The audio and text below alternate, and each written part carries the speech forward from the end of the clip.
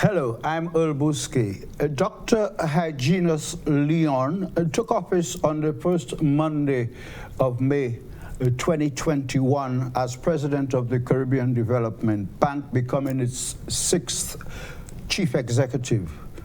The seasoned economist has spent his first 100 days leading the regional multilateral institution with a team of more than 200 employees at the Sdgs headquarters in Bridgetown, Barbados. He was selected for the top regional post at the region's top bank with 35 years of experience in economics, financial policy development, and executive management, as well as more than 20 of which was spent working with the International Monetary Fund. Dr. Leon took his seat at the CDB's headquarters in Barbados, like I said, in May, acknowledging that he'd inherited what he said back then was, and I quote, a solid foundation for the evolution of a financially strong bank that responds to the developmental needs and priorities of its borrowing member countries, which foundation has been laid by his five predecessors. The president succeeded Dr. William Warren Smith in the 21st year of the 21st century and is the fifth to step in the shoes of founding President Sir Arthur Lewis 5 decades later to guide the region's banking development thrust from its impressive and sprawling Barbados headquarters complex at Wilde in a way that the region can really bank on.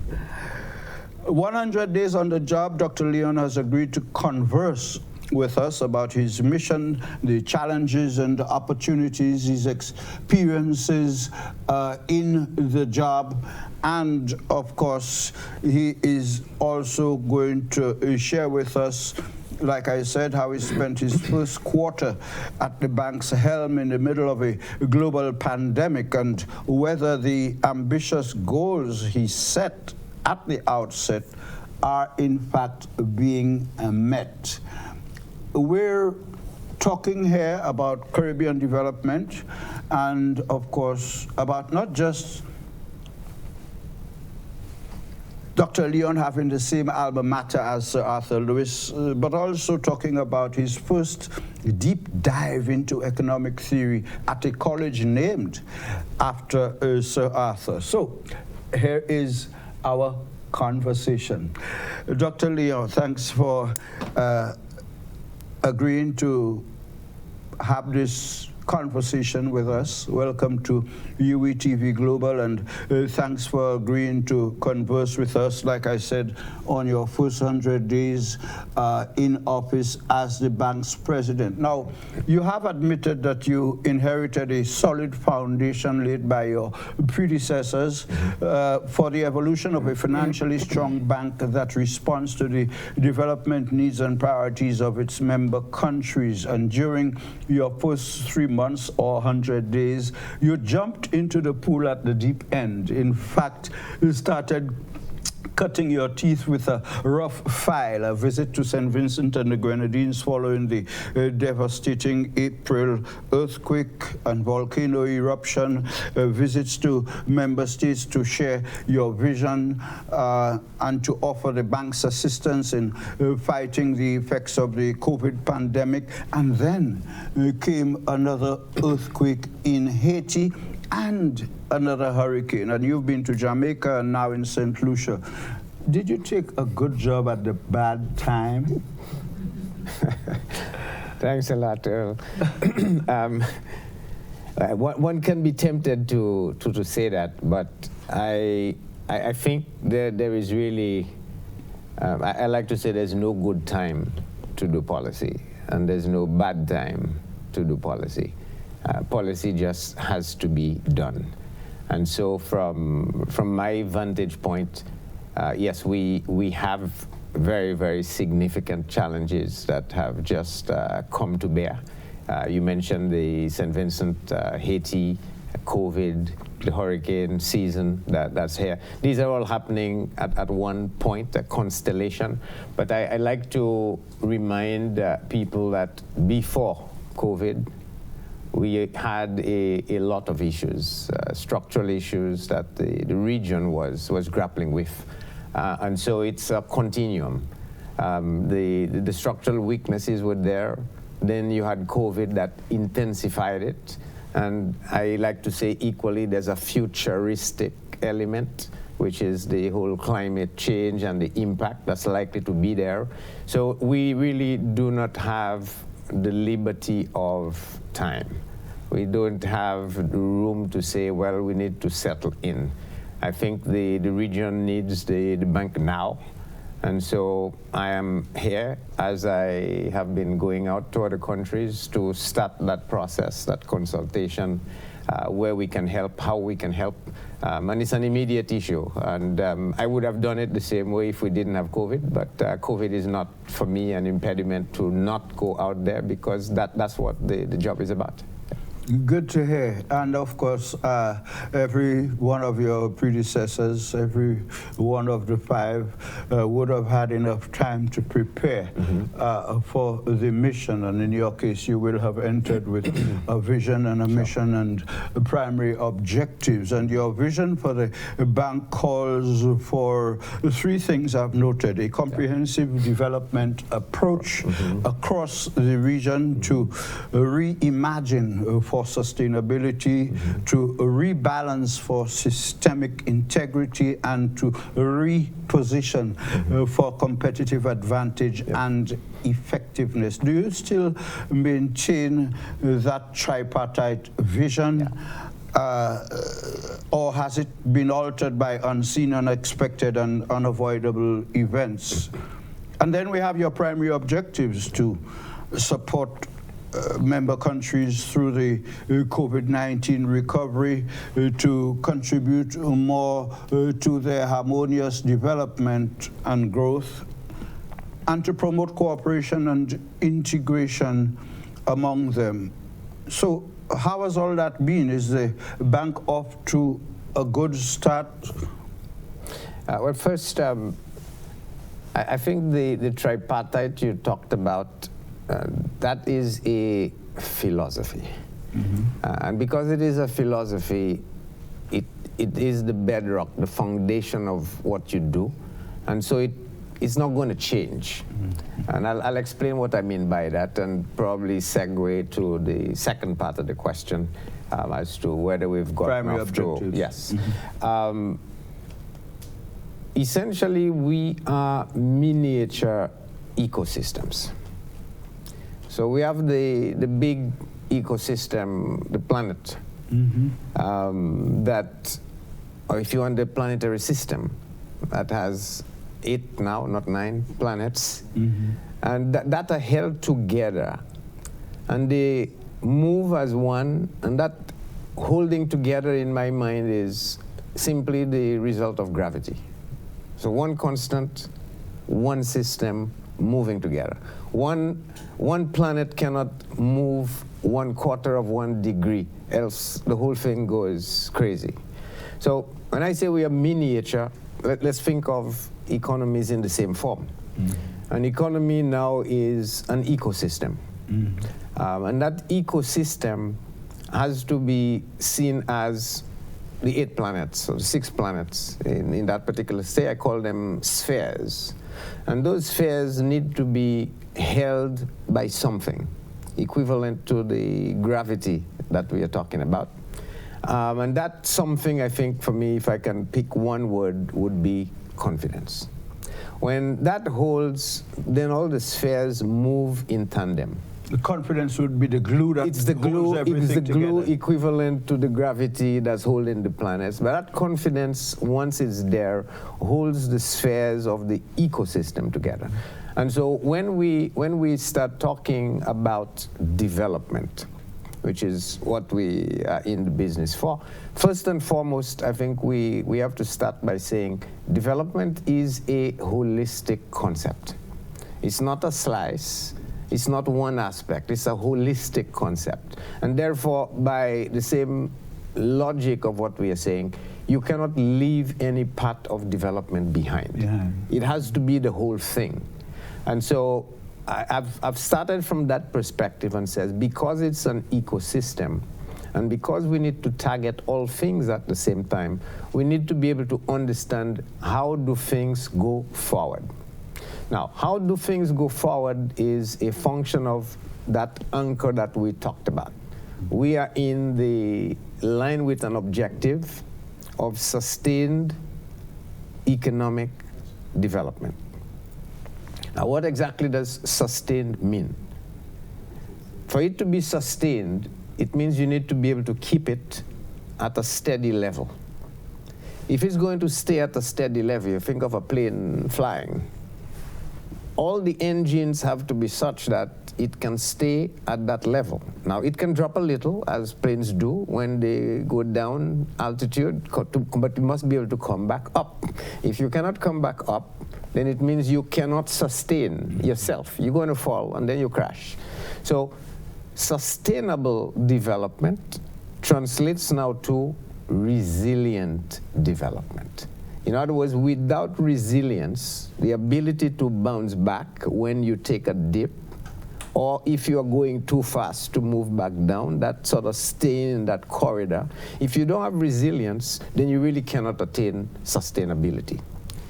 And to be able to rebuild, to be able to allow yourself to propel forward, I think there's only one game in town, and that's the game of innovation.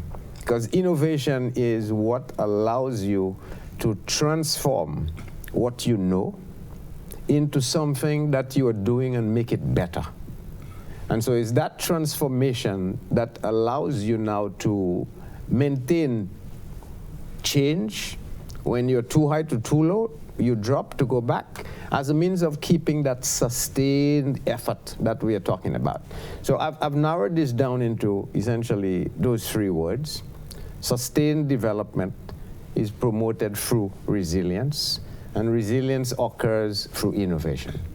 Now, once you establish that, and that's now your platform, the question really is, how do you effect that? And that's where the methodology of the tripartite comes in. Mm-hmm. It says first, I need to know where my goal is. What does sustained economic development mean? And that is simply the question of reimagining. And reimagining says, we say we reimagine for sustainability.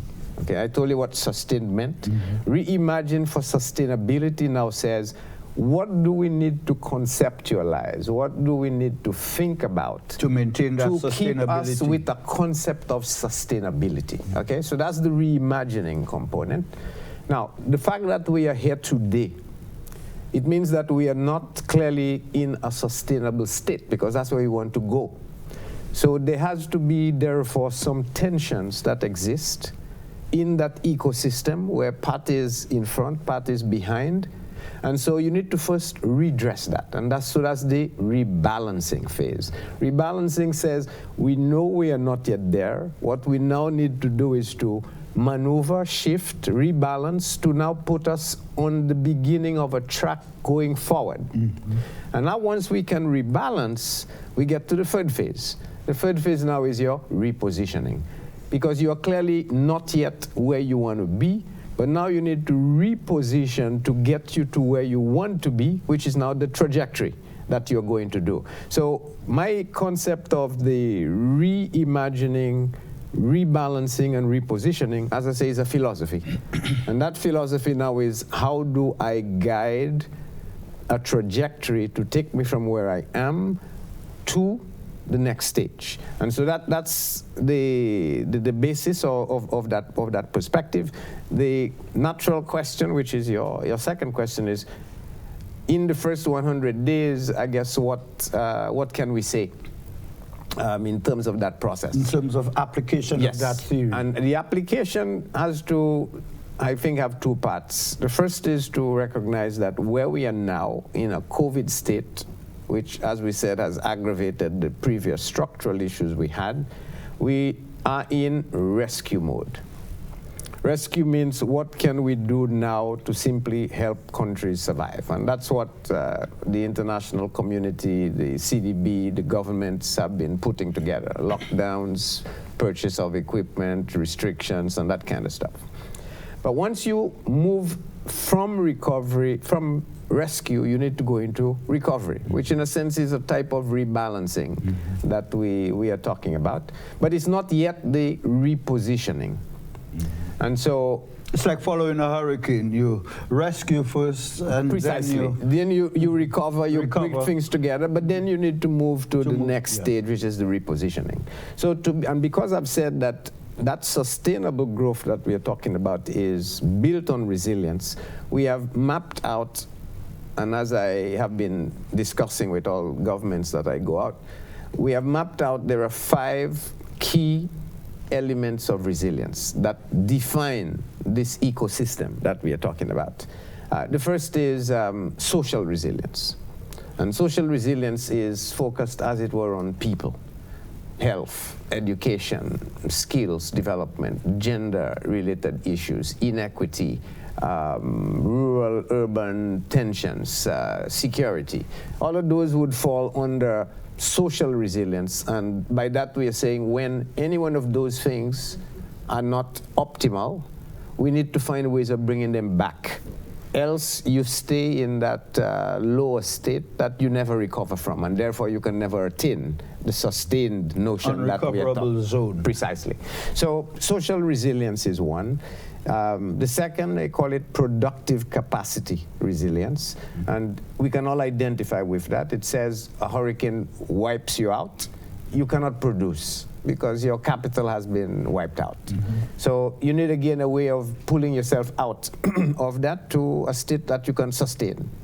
The third is financing resilience, and financing resilience is about now the ability to access and raise funds when you need it to allow you to go to the next stage. Then we have institutional resilience. And institutional resilience now is very, very key, because as we can see now, capacity to implement has fallen, or maybe has never been there. And that is part of the whole institutional structure of government, of economies that are down but need to be boosted. So how do we do that?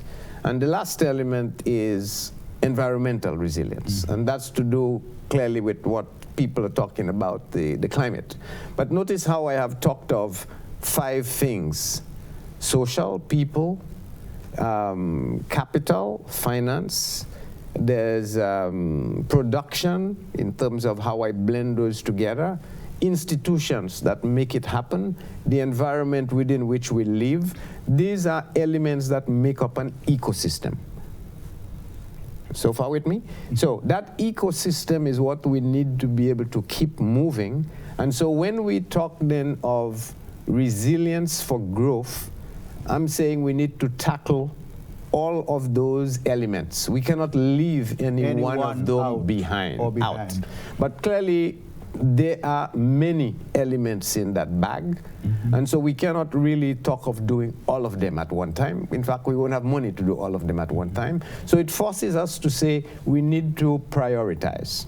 We need to indicate which we want to do now, which is more urgent, which is more relevant. And so on that basis, CDB has now agreed, and we are pushing forward an agenda that we believe is mapping some of those, and we are saying to governments, this is what we think the region should be focused on.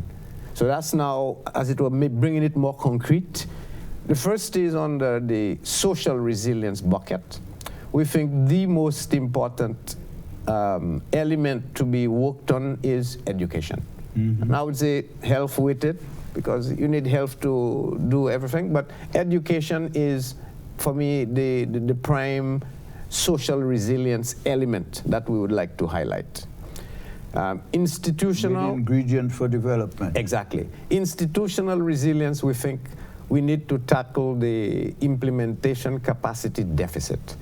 For too long, for too many decades, not years, decades, anybody who tells you anything about the region, it's implementation, implementation, implementation. So we need to make that a pillar to build resilience.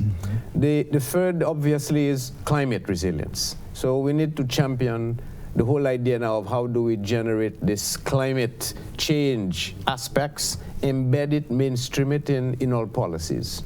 The fourth is productive capacity.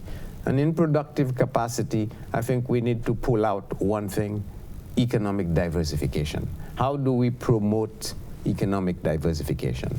And the last, of course, when you pull those together, is resilience now to managing external shocks, which comes essentially from a broad-based set of economic policies that you put together.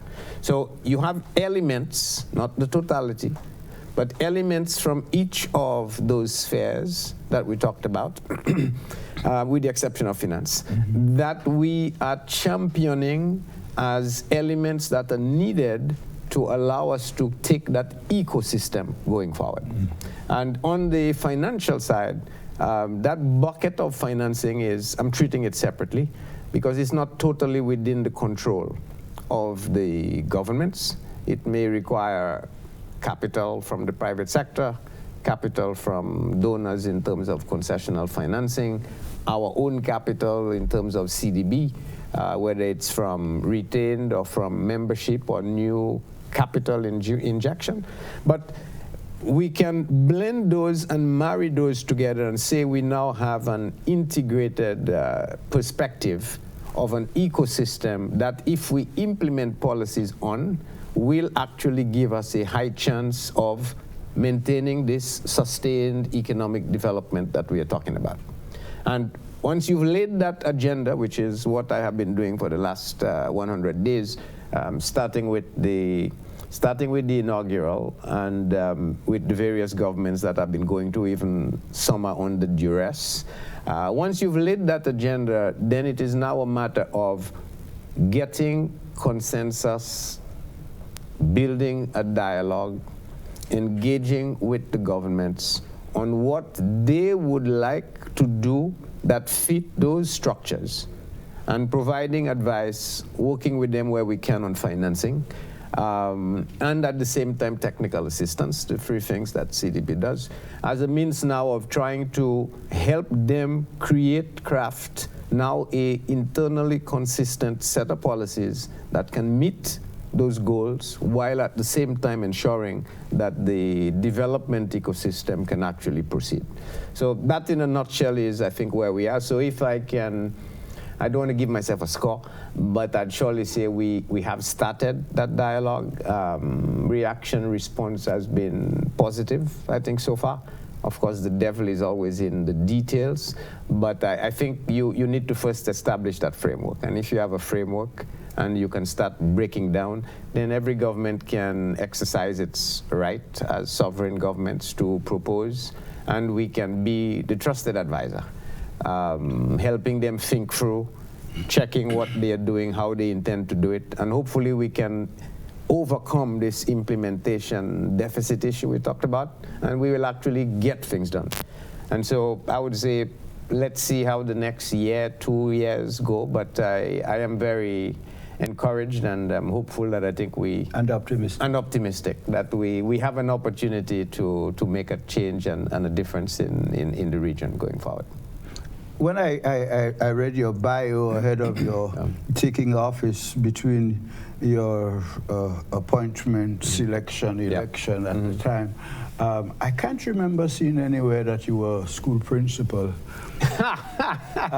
But you have, in the last few minutes, taken us through astrology, geography, economics, social science, politics, sustainability, environment, climate change.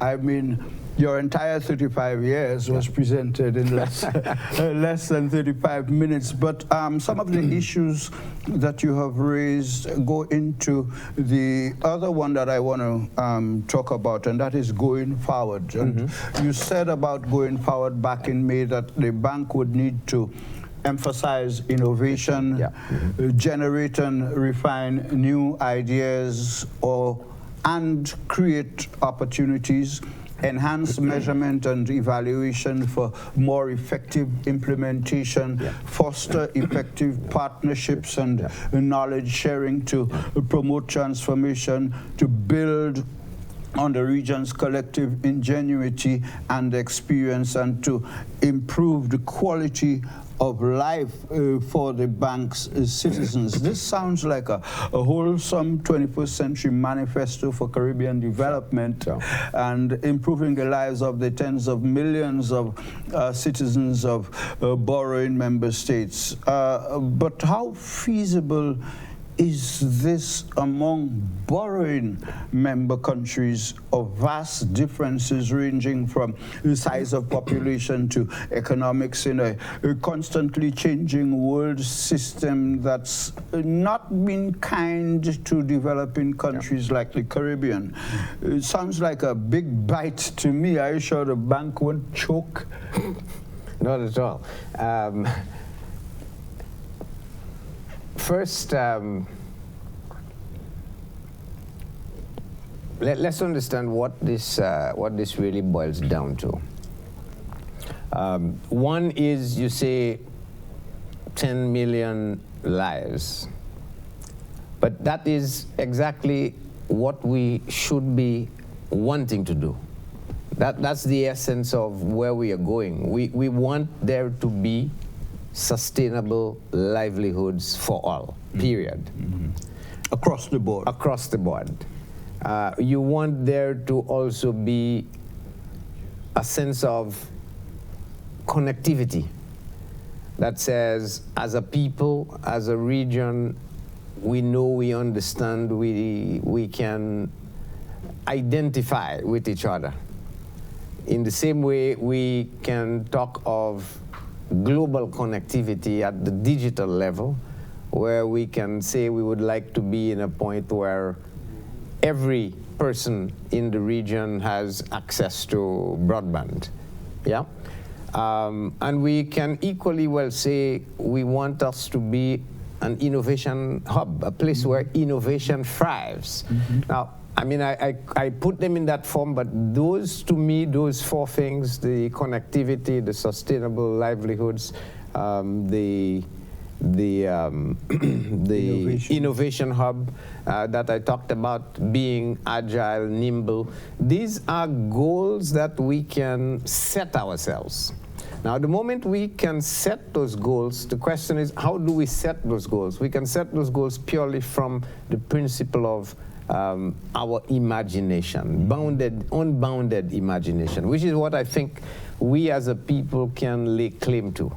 We have adequate and sufficient intellectual capacity that we can state we can only be limited by the lack of our imagination. Or conversely, how far we can aspire is only limited by our unbounded imagination.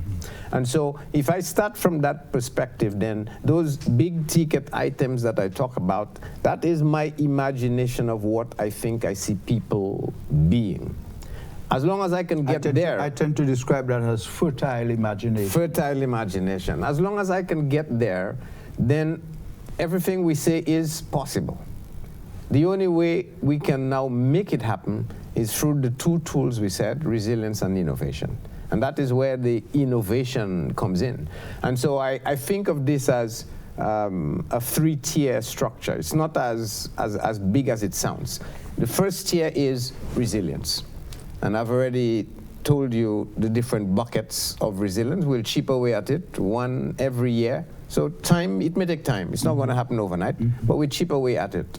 The second tier now is to say, once we know it's resilience, the question really is, what is the foundation that we need to be able to build that resilience? And that foundation is captured in a phrase I used in my inaugural, measure better to target better. Okay?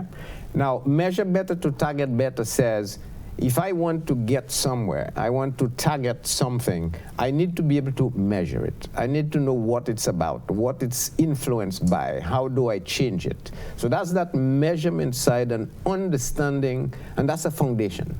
And that understanding is, in essence, I want to be able to link this to the SDGs, because that's a measure of what we want to be.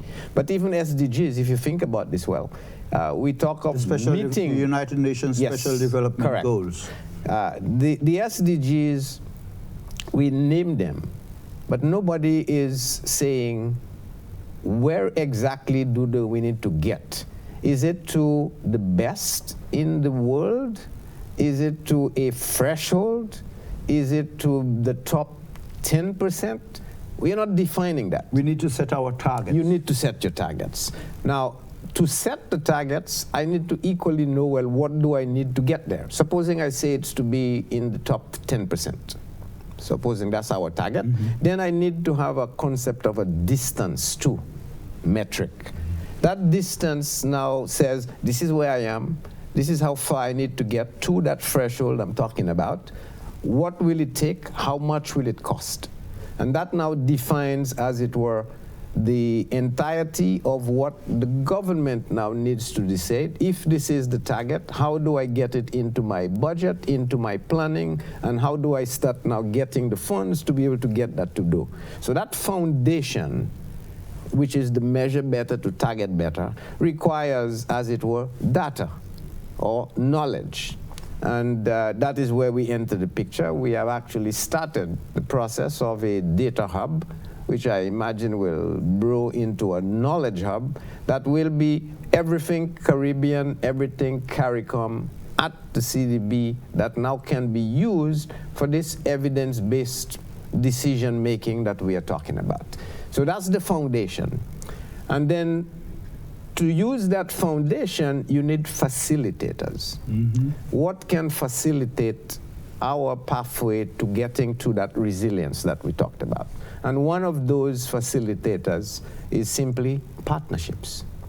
We cannot overnight leapfrog on our own, because then you need to build a base, and building that base, whether it's resources, skills, takes time. By the time you get there, it's already history. The world has moved on. So we need to think of mobilizing and leveraging partnerships across the world. Regional stakeholders. Yes. Stakeholders, institutions, knowledge providers, financiers, as a means now of saying, suddenly overnight we have mushroomed our control of resources available. And that now can help us tackle some of the big ticket items we are talking about. Another facilitator is governance. The stronger your governance structure, the better you will be able to effect and generate those things that we are talking about. So even if the list you read has a number of things in there, it really is about what are the 3-4 resilience targets that you have, building that foundation, and you'll be doing that from now until it's not going to end, and working on the facilitators like the governance and the partnerships and the ability and agility of thought, of changing the culture, the mindset of the people. It's those facilitators that will eventually help us to be able to reach those resilience buckets and generate the sustained growth that we are talking about. So I like to think of it as 3.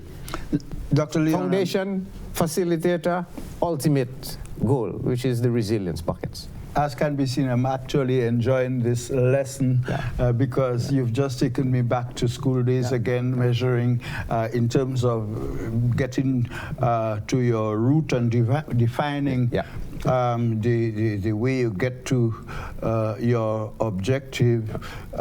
Measurement of time and time over distance equals speed. Absolutely, absolutely, absolutely. And we're going to be talking now about how the bank touches Caribbean citizens, because in all that we have done here, we have, mentioned phrases and concepts and philosophies and Millennium Development Goals, Special Development Goals. These are not issues that the average citizen of the bank's member countries would take time off to to consider. So how do you explain all what we've been discussing to the average Caribbean citizen in the member countries who didn't go to college or university, have to work more than 8 hours a day every day for a living, and just don't have the time on their hands to keep up with the changes in regional and international banking, financial and economic developments that matter to them and that really affect them. So how do you convince us that the CDB is not just another costly, well-paying, big, broad, massive and large bureaucratic regional, multinational and multilateral banking entity, but a regional institution that touches each and every one of us every day? Well, I mean, you pose a very good question, but if somebody could rattle out all of those adjectives about the bank, I mean, they obviously have a lot of time to think. But but no. But we're talking about average citizens. Yeah. But please, the average citizen, let's equally be clear. It should not be their job to find out about what the bank is doing. Their role is to benefit. Their role should be, one, to benefit, and be told. And I think that's an area we probably have not done enough of. So much so that I believe if you were to do a quick survey along the street and say to people you meet, do you know what CDB is? Don't tell them the full Caribbean Development Bank, just CDB. I think you'd probably find 90% of people would probably not know. And if you went further and said, well, CDB is the Caribbean Development Bank, do you know what it does or where it is? I probably think another 90% would probably not know. Which tells me that we have not done a good job in telling and reminding people what the bank is about, how it touches their lives, what's going on. And I think that's an element that is weak at CDB, but equally weak in an entire policy space. So much so that I tend to argue communications is the missing policy in economic policy. You cannot say I have fiscal and monetary and exchange rate and all these other policies. How do you communicate that and message? You cannot communicate it. So we need to elevate communications policy to equal footing with other policies. And so for me at the bank, and I have charged my communications group, I need to see communications, outreach, sharing of what we do just as important as a loan and whatever technical assistance we are providing.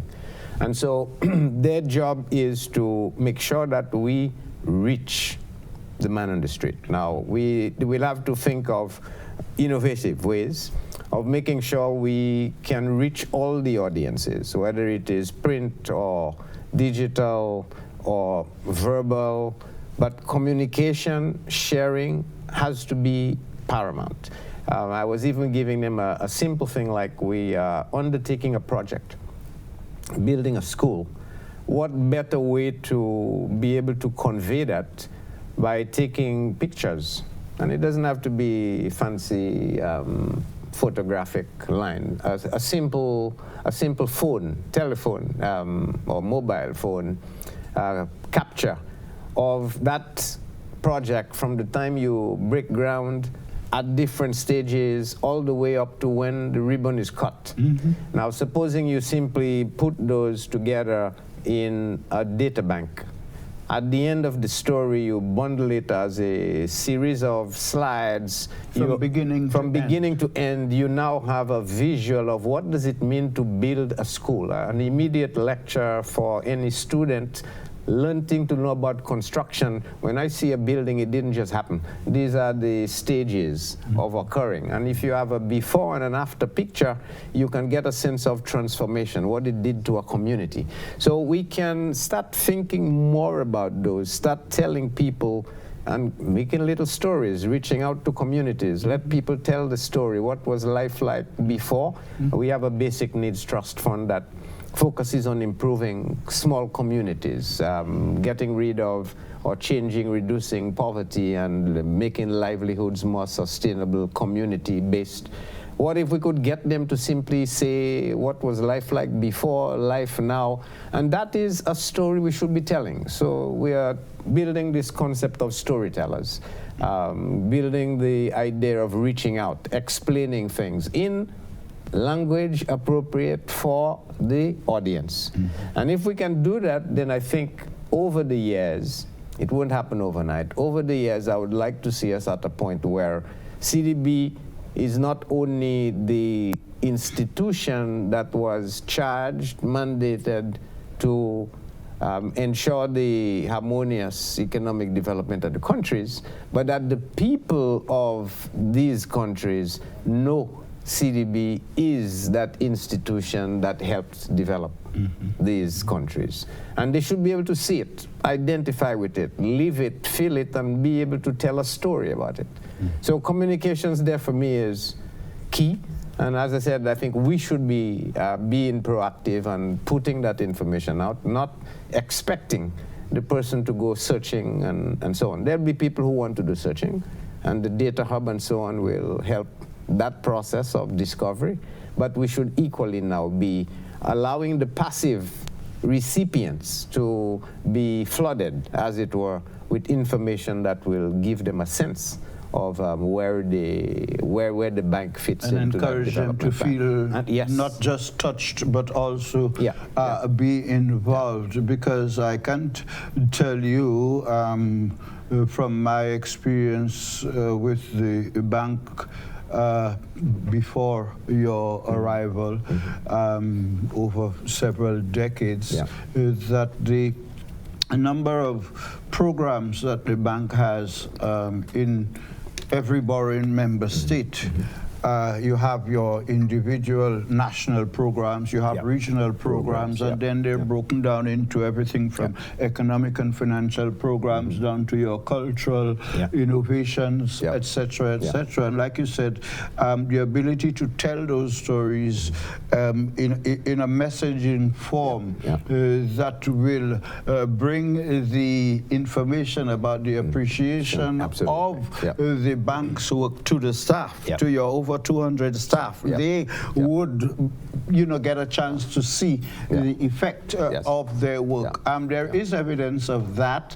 I could also indicate that, from your arrival here, the department has been working. I did get to know yesterday that you had met with the Prime Minister and Minister of Finance, the entire cabinet of ministers and so on. We'll get back to that later, but I'd like to go to one of the central points that I was glad to hear you say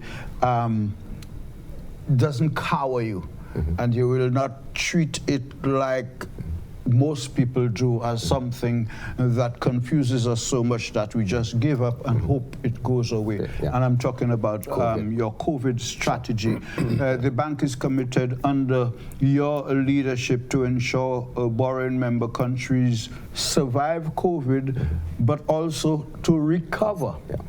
Survival and recovery. Earlier, we were applying that to your outlook. And the question is, how has the first 100 days been against the background of the cumulative effects of the 17 months of the pandemic across the region, and with the Delta variant having landed or heading for virtually every member state? To what extent might you have to go back to the drawing board at Wildy? Would that require? I know you've said you're not going to see it as a stumbling block, but there's a difference between what you would like to see and what actually is. No, there's no need to go back to the stumbling block, to the drawing board. Purely because I think we should not be seeing it as a 100-day event. Because yes, it's true, we've had COVID now for maybe 18 months or thereabouts. When COVID started, I think there was probably no one that was thinking COVID would still be around. In a year's time. Okay, that was not there. And so the solutions that were being put forward for COVID at that time was, one, this is likely to be temporary. So let's first focus on keeping people alive. So spend money on health systems, purchase medication,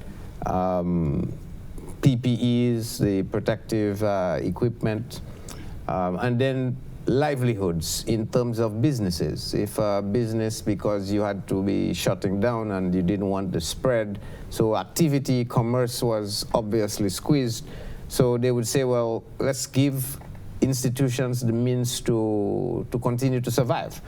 And that took different forms, whether it was allowing banks to forbear on loans, or giving tax breaks, or deferring taxes, so that those or giving grants, so those institutions could stay. But that very message was super clear. You could not obviously sustain that for a long time.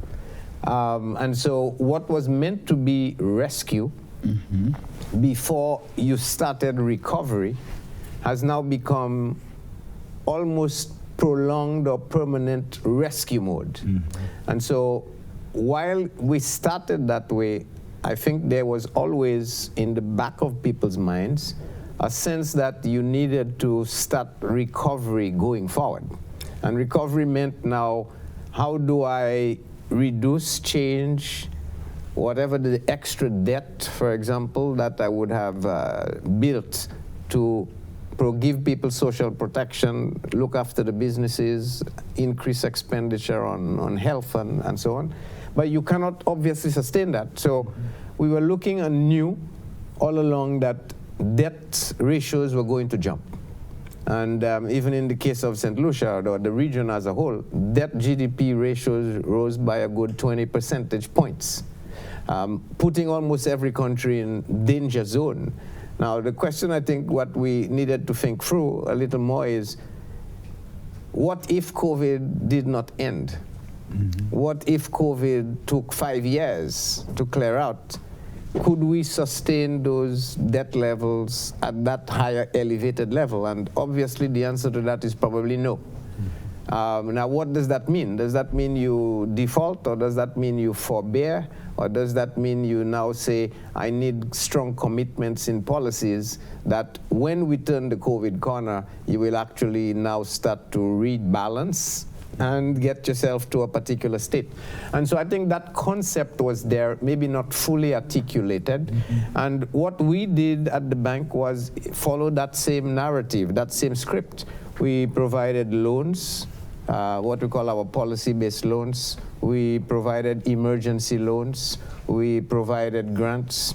And we did debt relief, whereby countries that owed the bank, we put a pause to say, you don't pay us now, or at least for a year, to at least give you room and time to use those funds Resources to do something else. But that 1 year is over, yeah? And so now we need to be thinking, I guess, your question, what do we do now? Do we reinstate that? And if you reinstate it now, what does it mean for the bank? As it's a balance sheet. But if you don't reinstate it, what does it mean for the governments? And that now need to start paying, that still have the same COVID expenses, and now a higher debt because they've had to borrow over that year. So what does it mean? It means that, to be very blunt, a number of countries, their fiscal position is rather tenuous. Because the point where you allowed them room to do something that they should not ordinarily have been doing, to manage COVID, expecting COVID would have been shorter, now is prolonged, means that these governments are going to struggle. And so we do need to dig deep in and help think with them. But what about conditionality? In a situation where you're giving a 1 year grace period, can you as the bank say to the borrowing member state, listen, we're giving you that 1 year grace period, but while we say you can use it to do things you would not normally have had the money to, we could also say to you there are things you cannot do with it. Yeah. I mean, we could say that, and I mean, in general, there has always been equally the expectation. I remember Georgieva, the managing director of the IMF, popularizing the phrase "spend but keep the receipts." So because there will need to be audits. There will need to make sure that the money was well spent. It is not just giving an open checkbook. It was spend, but spend on a particular item, because the first and foremost objective was to sustain, keep people alive. You know, that was the first objective. Now the objective is maybe not just keep people alive. It is now put in place the systems that can sustain that. So there's a little pivoting that's taking place, a little rebalancing that's taking place. But I want to bring something to your attention. We cannot focus on rescue and recovery and stop. We have to do the full line. It's rescue, recovery, and repositioning. And that is now where this thing gets really, really complicated. Because recovery is not growth. And let me explain that to you. Recovery is not growth. Take the case of St. Lucia, which we can understand. In 2020, we had a 20% fall in GDP. So let's say we're at 100. 20% means we are down at 80, numbers-wise. How do we get back to 100? Requires 25% growth. You fall by 20, but you have to grow by 25. That 25 is not going to occur in 1 year. It's not going to occur in 2 years. I would wager it probably would not occur in no less than 4 years. Because on average, we have not been growing 6, 7, 8, 9, 10% a year. Annually. Okay? So, but the key point here to note is that 4 years of recovery, 4 years of recovery has not gotten you any further than where you were back to your 100%. Back to your 100. Okay? So if I look now at the time series, and I'm talking of growth over time, and I get to the point of 2019, pre-COVID, and I get to 2024, let's say, post-COVID, assuming it's post, and I am still at 100, it shows zero growth. You haven't grown. Zero growth, okay? But over those 4 years, I have been growing, if you want, 3, 5, 6%. Recovering. But you are recovering from that disaster that 20%. hit you. And it's not just recovering. You've been spending money, investing, borrowing, increasing debt to get that recovery, but at no growth. So we cannot ignore the second phase, third stage, the repositioning to genuinely grow beyond that 100 that we had. And that is where the calculus gets very, very tricky. The government packages need to see the rescue function, need to see the implications of recovery, and now need to see the repositioning beyond, where you now have genuine growth, because our ultimate goal is not recovery. Our ultimate goal is not zero growth. Our ultimate goal, as we said, is repositioning. No, sustained economic growth. Repositioning for sustaining economic growth. Absolutely. So it is that marriage that we need to keep in mind, and policy makers need to see. Because you may have to make decisions that start the process of repositioning while you are undertaking the process of recovery, even while at the same time you are undertaking rescue. And a quick line, you have a building that collapses, and you're starting your rescue operation. You're sending in the tractors, and they are now digging for hopefully survivors. At that time, you are equally starting the process of, so where will I house those people? Do I have the necessary shelters, or the hospital, or the food supplies? And after you've done that, you are equally at the same time now saying, I need to be starting to think codes, building codes. How do I make sure that doesn't happen in the future? My resilience concept, okay? But all of those three things are happening, even if we are only seeing one, the rescue. The rescue. Which is these guys going in. But the genuine policymakers now are handling all three things at one and the same time. And it's the same story with COVID. We have to be thinking policies that are tackling rescue, recovery, repositioning for the future at one and the same time. It's not sequential, but it means you're doing more than the average person is expecting you to do, and it means you need more resources. Gives me two examples that I can apply here. One is that from time immemorial, we've grown as Caribbean people to expect hurricanes season every year. And the level we've been prepared over the years is to prepare for the hurricane. Precisely. Have your first aid kit ready and have your groceries. But it has never gone beyond the expected damage. How do we recover and reposition? I have a very good local investor friend who makes the point is that people walk around the town and they see empty lots. But every empty lot he sees, he imagines what he can build on it. Imagination again. Okay, imagination. And because that potentially is the seed of tomorrow. And if he keeps that imagination dream going, he'll start thinking of design, purpose, why, who will sit in that space, what do they want, how can I make them happy? So that fertile imagination is the beginning, the creation, the seeds that takes us to the next phase of creation. That is innovation. It is that we have to embrace. But, and now you mentioned this, I'm not just saying we need to imagine. Remember I said that our focus is on education. We have to start thinking really, how do we change our education systems?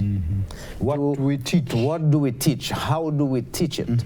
So that students that are growing from primary through secondary to vocational, tertiary, have this inquiring mind that talks about now discovery and problem solving and imagination and thinking outside of what we know. Because that is the only way we can advance, is thinking beyond what we know. When we are operating strictly in what we know, we are passive users of knowledge. What we need is to transform ourselves to active creators of knowledge. And that is the sense of innovation. That is why I am saying learning, education is so critical. And that is the one space, Earl, that again we have been missing, is the one space that we do not have a comparative disadvantage. We lament small size. We are too small, we cannot compete. We lament we haven't got resources, we cannot compete. So be it. But if we have no comparative disadvantage in knowledge creation, why can't we focus on using knowledge creation, knowledge services as a way of competing, and can compete globally? Why not?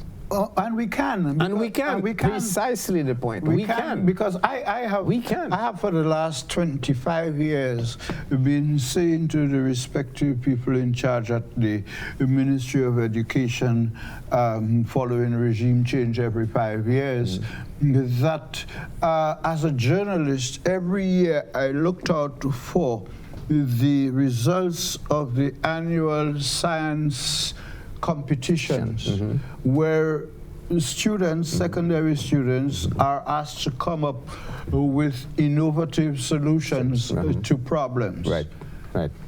And then they go through the innovative thought process.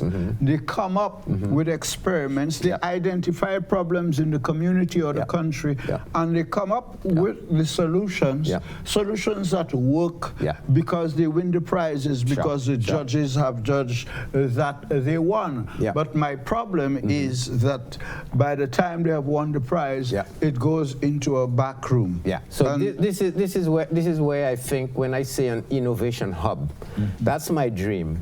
Can the region be that place where innovative ideas not only are created, but can now be effected, sold as strategies that can be patented and earn funds? We don't have to do everything. We are small. We cannot, in essence, build everything. But what if we can just be creators, thinkers, that can produce those, have them sold? We can be exporting capital. And there's no reason why we cannot do that. Rather than being in a situation where we have learned to live with the fact that the steel band copyright is in Japan. Precisely. Now, why did this ever happen? When we have all of this knowledge of steel pan, music, architecture, tuning, and so on in Trinidad, we didn't take it to the next step of one, pulling out the relevant elements of this that can now be said to be the discovery element of the knowledge, and didn't take it to the strategy level, where we now say we can create strategies, create industries out of this. Somebody had to come from Japan to see the benefit, the knowledge that's in there, the opportunity, and now create patents that are in Japan. I mean, this is, I think, a real missed opportunity. But we have the potential to build on that. And if we can say this is our focus, we can have a totally different development paradigm where we can genuinely compete, and takes us outside of the box of boundaries. Because now, part of our problem of small size and boundaries is we operate in jurisdictions. What I think the digital divide has provided, which is why, for me, that digital connectivity is you have an unbounded space. There are no boundaries, no limits. And we need to be thinking big. Why do we need to say our diaspora? I'd prefer to think of them as just people living somewhere on the planet. And we should be able to have the diaspora work for at home elsewhere. Work elsewhere. We've just done remote working in COVID. At least that's a start.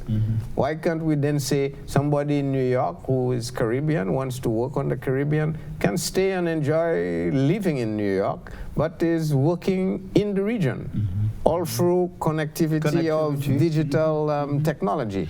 But it will raise the question of whose product is that work, who do they pay taxes to, who controls, regulates, manages what that person does, doesn't do. So there'll have to be a very big concerted aspect of governments now to start talking of harmonization of digital spaces, because it's no longer ownership of sovereign territory that we are talking about, but just think of what it might mean in terms of our ability now to, as we said, genuinely compete in creation of knowledge products across the world. Because, you know, we have people at every university I can think of that have stood toe-to-toe with the best and the brightest of any other country, anywhere in the world. Now, if we have demonstrated we can do that, right? And no one can turn around and say, no, the Caribbean people didn't do well. We have demonstrated that. Why can't we utilize, leverage that, and now say, let's take this. Now, I don't want to say we are better, so I don't want to use comparative advantage. We do not have a comparative disadvantage. Okay, we do not have. So at least on an equal level playing field, let us leverage that. And I think we can leverage that through the power of reimagination, noting that our only limit or constraint is our unbounded imagination, in a sense. And then we can say, let's now rebalance where we are towards putting us in that other space, but now reposition for the future, building that future, creating it. You know, as someone once said, your best way to predict the future is to create it. And well, I think we have an opportunity to create it. And all of you, what you've said has proven that we do have that opportunity. The reality stares us in the face. And what we've been talking to up to now are the things that we can do, the things that we can manage, the things that we can create. I'd like to move into one area. Time is still on our side, but we have to manage it. And I want to go into climate change, because climate change continues to change life across the region, with global warming and rising sea levels, more frequent and devastating weather patterns, while the tectonic plates continue to shift below Haiti. How is the bank addressing the need to help member states recover and build resilience after suffering hurricane damages, earthquakes, and volcano eruptions in these even more perilous times? What assurances did you give Dr. Gonzalez? No, I mean, we have to be able, one, to say to countries that we have to continue to look for resources that can meet crisis situations, whether it's the earthquake or hurricane. So we need funding in a bucket, if you can call it a disaster resilience type bucket, that is specifically earmarked for that. But that really falls in the rescue mode. When it comes to recovery, now you want to be able to say equally to governments, we need to have a separate, if you want, bucket of funds that now can help you recover. And that may very well mean funds on a different set of conditions, funds maybe that are provided in trust or otherwise from donors and that kind of stuff.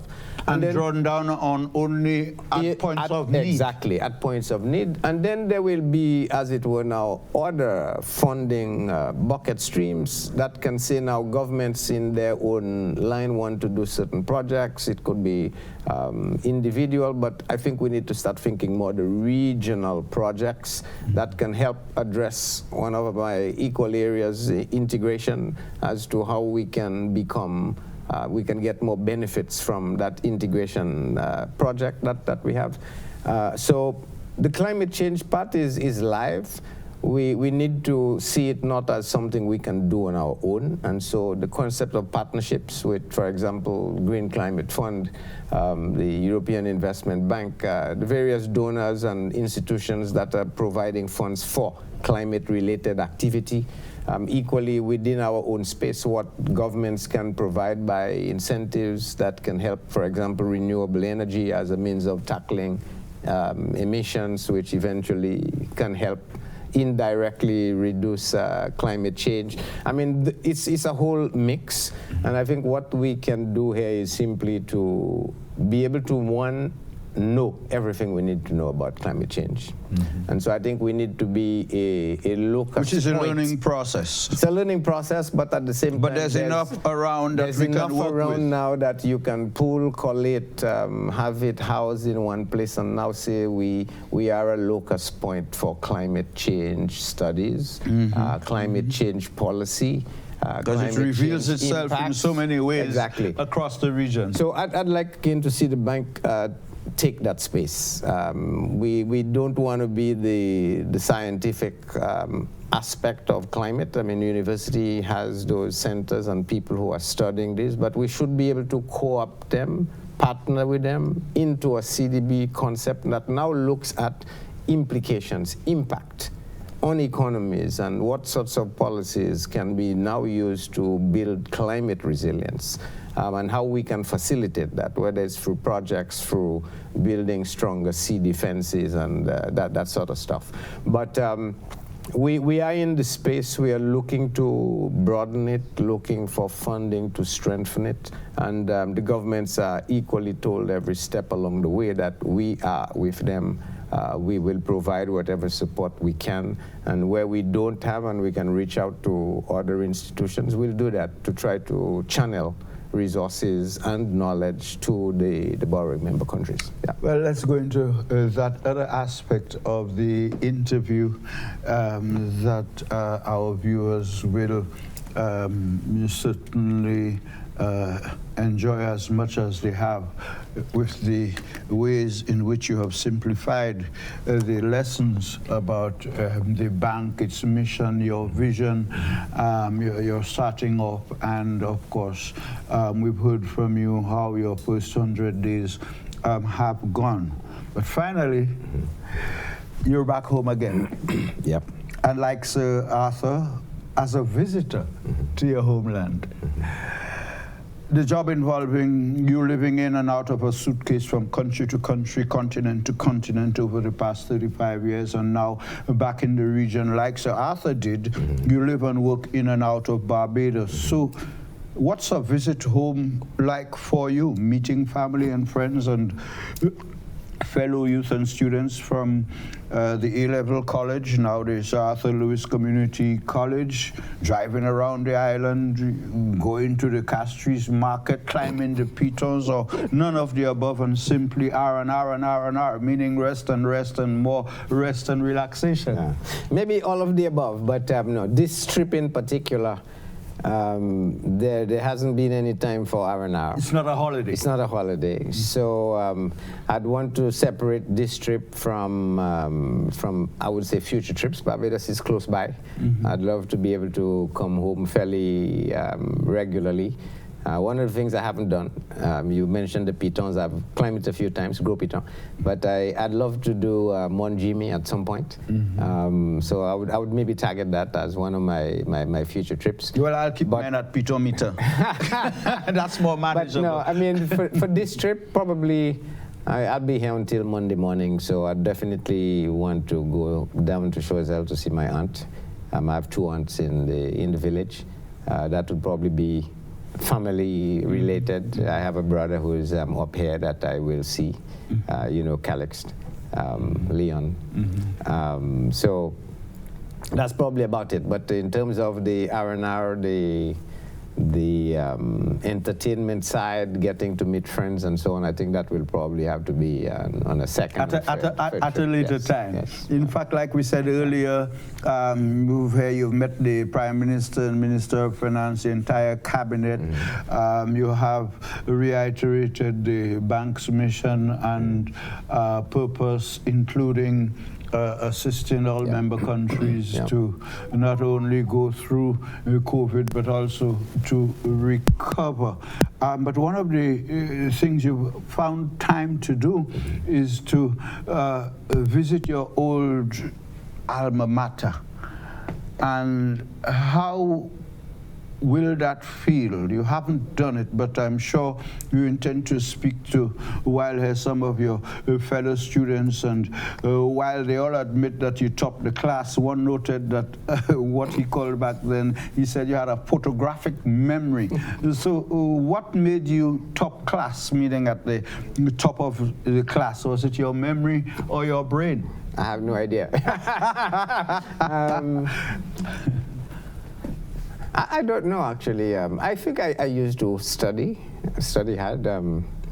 Although sometimes when I think back, I'm not sure how much I did, to be honest. But I can tell you, you did a lot, because those I've spoken to all refer to you as being at the top of the class. One said that in the field of economics, they would come to you to ask about whether a point was right or wrong, and you would recite an entire chapter to them. But I'm sure you're going to enjoy moving around at your alma mater. My final issue I want to raise with you is that, you know, when you first packed your suitcase to put your schooling to work abroad, you must have had an ultimate objective and goal in mind. Did you ever see yourself following in Sir Arthur's footsteps, heading the Caribbean Development Bank after 35 years of practically living out of your suitcase from country to country and continent to continent? Not really. I think Sir Arthur got on my radar much later, when I was, after I'd finished actually my first degree in London. I got excited about thinking of a PhD project, and I reached out to Sir Arthur at that time, and I was squarely in the zone of I'm going to use a big word here, econometrics, which is the statistical and mathematical application of economic theories, and that was the holy grail, the perfection and if you want. Would that have been science and numbers? Yes, yes, it would be in that sense. And I reached out to Sir Arthur and says I would, he was at Princeton at the time, and said I really would want him to be my external supervisor, because I wanted to, in a sense, follow on him. And he wrote back very nicely and said he would have loved to do it, but he doesn't have any appetite for these equations and econometrics, and so I should find somebody that is better schooled in that way. He didn't recommend Ted Schultz. No.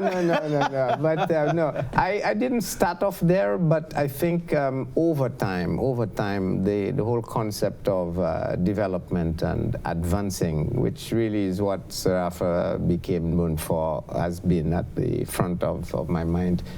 So much so that now I say I have taken this concept of unbounded imagination and the infinite supply of knowledge, which is the foundation of the whole philosophy I've been expounding, as coming from Sir Arthur's unlimited supplies of labor, except that the labor is not really unlimited in supply. The labor is at the agrarian into industrialization, low wage, low value added side. And the knowledge to me is high value added, unlimited boundary. That can take us to the next level in a much different way. And I said at the Unthink seminar we had here a couple months ago, if Sir Arthur was around, I am sure he would have seen education and knowledge as the golden child for development. But at his time, labor, the abundance of labor was what was the key. But I think we need to pivot from abundance of labor to unlimited supplies of knowledge and unbounded imagination of our people as what will drive development going forward. But I tell you something, yes, Mr. President, yes. And this is perhaps the best part of it, because Haiti, I would like to think I'm correct in saying, is the biggest borrowing member country with a population-wise, of around 10 million at home and abroad today. Sure. But English isn't their main language. Correct. Which is what we've been communicating and messaging in. So how do you assure Haitians, you know, it's citizen victims of tectonic, natural and human-induced disasters in the age of climate change and changing weather patterns? How do you tell them that the CDB is there for them and they could always bank on that? Kimene okay dio sa? Akuyol? Akuyol. Premièrement, moi, je peux dire que tant que je fais l'autre pays, je ne peux pas parler créole si souvent. Alors, créole, moi, pas au fait qu'on était là, moi, ici. Mais haïtien avec dominicain, qu'à y comprendre. C'est, ok, comprendre. Mais peut-être moi j'ai commencé pour dire Jean-Étienne a une histoire qui est pleine peine. Histoire était depuis longtemps, c'est une histoire de souffrage. Et Jean-Étienne a souffert peut-être plus que c'est normal pour un monde souffrir. Et malheureusement, il a souffert juste toujours. Comme nous dit, peut-être mois passé, il a tenu, comment on dit ça, tremblantaire, oui. Alors, moi, j'ai dit Jean Haïtien, qui est copain Koyol Saint-Ici, Banque Développement Caraïbes, nous l'appuyons. Nous voulons aider à baisser souffrage, baisser peine, yo ka senti à présent. Et puis, nous avons fait tout ça, nous paie pour aider ça et pour faire vie. Jean-Étienne primaire passé, depuis longtemps, mais spécialement moment ici. À présent, peine Jean-Étienne trop. Avec tout ça, on dit là pour Jean-Étienne qui a appliqué pour Jean-Saint-Lucie, Jean-Dominique, Jean-Trinidad, Jean-Lagrenade, tout le monde qui a copain Koyol, qui a une commission qui, Monsieur le Président Banque Développement Caraïbes, avec M. Earl Bousquet encore, qui a dit merci pour attention à ce programme Rodia avec Mekadou encore, Monsieur le Président, nous bien contents pour l'éducation ou nous aujourd'hui avec nous qu'à souhaiter bien en mission. At which point, Dr. Jean Leon, we want to thank you, President of the Caribbean Development Bank and Chief Executive Officer, for agreeing to converse with us in Castries at the NTN studios for UETV Global. And I'm Earl Bousquet thanking you for viewing. Thank you.